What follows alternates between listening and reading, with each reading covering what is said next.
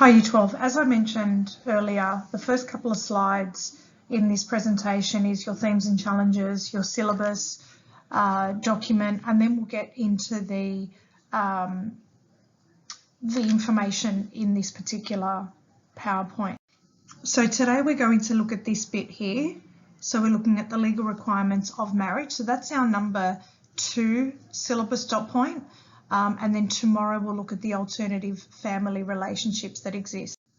Once again, you'll see the textbook amendments that you will see throughout. And I've also uploaded that document into your modules for you to download.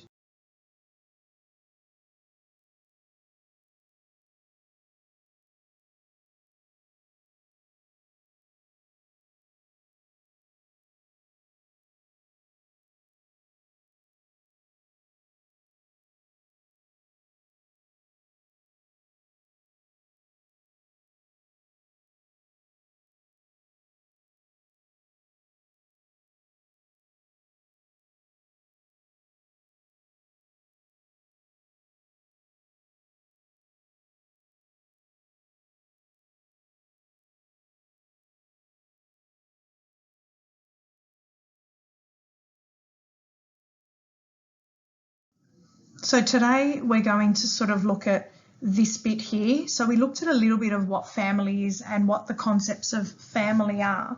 We'll look at the state and federal jurisdiction in regards to family law, and then we'll look at the validity of marriage. What characteristics or requirements exist for that?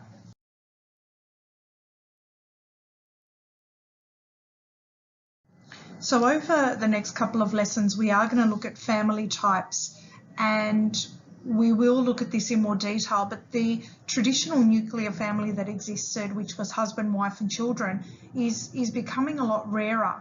And we've got de facto couples, blended families, we've got single parent families that are sort of overtaking the traditional way of what the family is.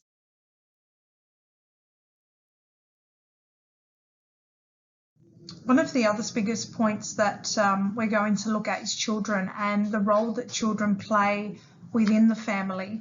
And I guess when you're looking at children, there's all different types of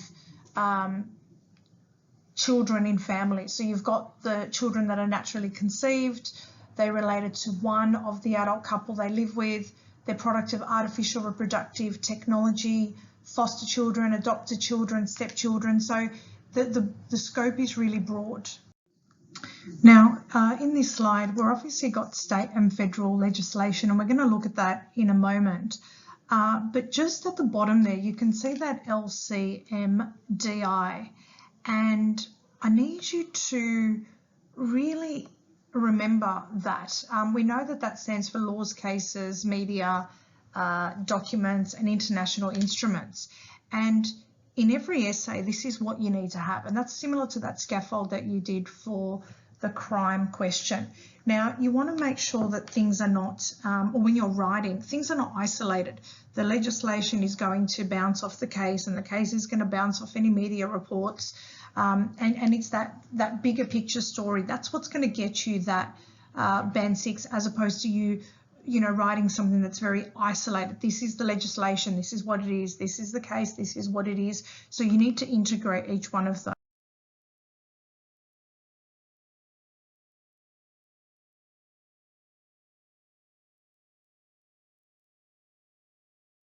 Now, over the previous slides, you saw some legislation that you're going to come across quite regularly. But if we start looking at, what is family? The Family Law Act recognises the family as the natural and fundamental group unit of society, particularly while it is responsible for the care and education of dependent children. And that's a really good definition that you need, and that's something that you need to definitely put into your notes. You need those definitions. The function of the family include caring for family members at an individual level, carrying out certain functions between family members, and ultimately providing a social unit that mediates between the individual and the state. These functions can either be carried out by individuals within the family, usually the parents, or by the family as a collective whole. Now, when we're looking at the functions of family, what we're looking at here is, what constitutes a family? Obviously, and we look at children in this situation as well. So we've got the provision of housing, food and clothing, care and protection of children, the elderly, the ill and less able, emotional and psychological support for family members, stability and security, both personal and actual, economic support for family members, socialisation of children, encouragement and development of family to their full potential. And if any of these are not undertaken and there's a breakdown of some sort, this is where we're going to get those issues that we're going to face and come across later on in the syllabus. Now, one of the big amendments in your textbook is definitely looking at the legal definition of marriage. So the Marriage Amendment Definition and Religious Freedoms Act 2017 is a really big one. This is the one that amended the Marriage Act of 1961. And in 1961, the definition was a union of two people, a union of a man and a woman to the exclusion of all others. But the new definition is a union of two people, regardless of what gender that person is.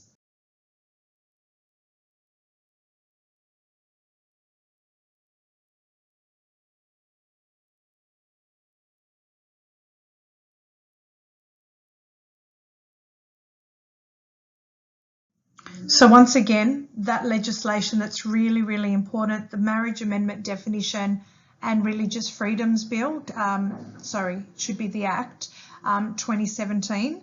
And that was the last step in making same-sex marriage legal.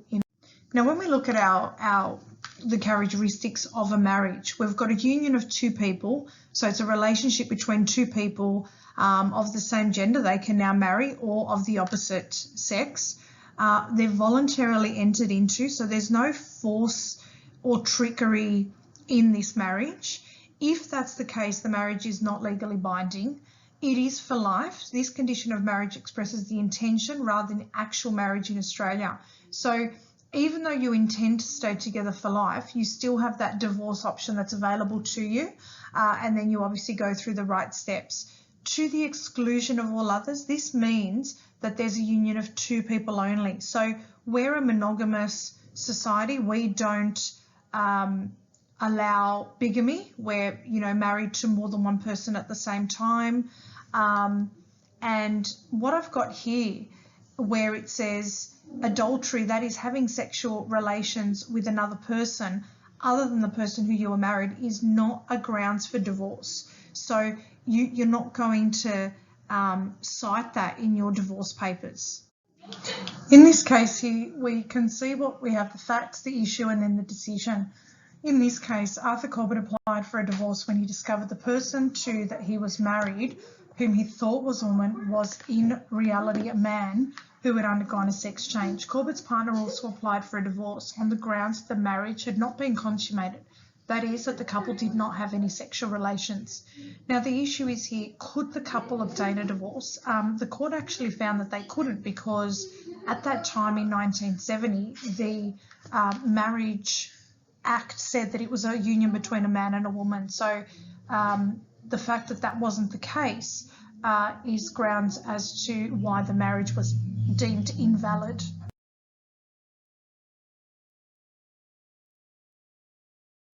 So this is a case from your textbook, and it goes into looking where Mattia Demento was 14, living in Sicily with her parents. She was kidnapped by a 20-year-old man who repeatedly asked her to marry him. She refused, and then once she was released, her father threatened to shoot her if she did not go back and marry Vasali. Now, the father argued that if she did not marry him, the family's reputation would be ruined. So she ended up marrying him. 2 years later, gave birth to a child. Once the child was born, Vasali actually left her and didn't return. She then emigrated to Australia and wanted the marriage to be annulled on the grounds that it was not voluntary. The court did find that the marriage was void because there was a forceful nature of it.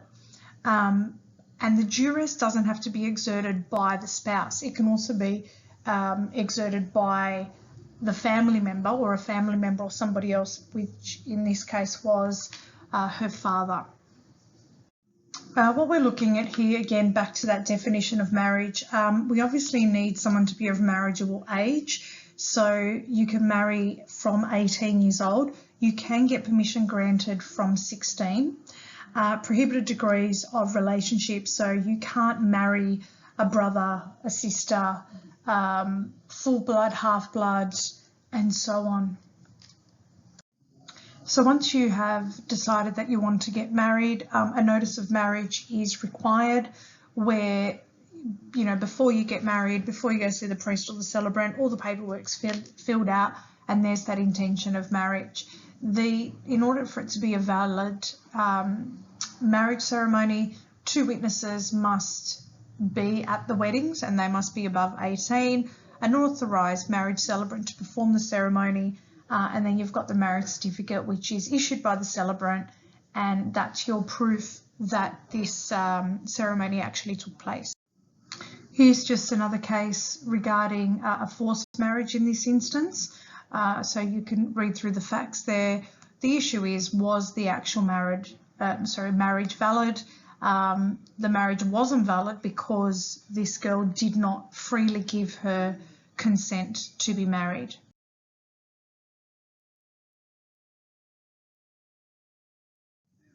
Now, when we're looking at forced marriages, that's something that we're seeing more and more of, and we have seen in the media in recent times.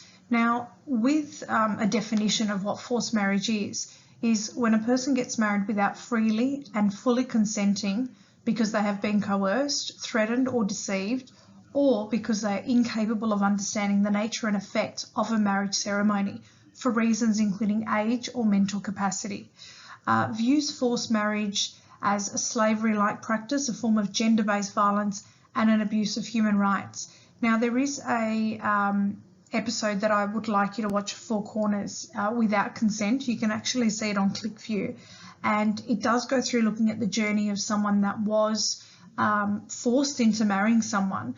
And while you're watching this, I would like you to cite the LCMDI within your summaries of that episode.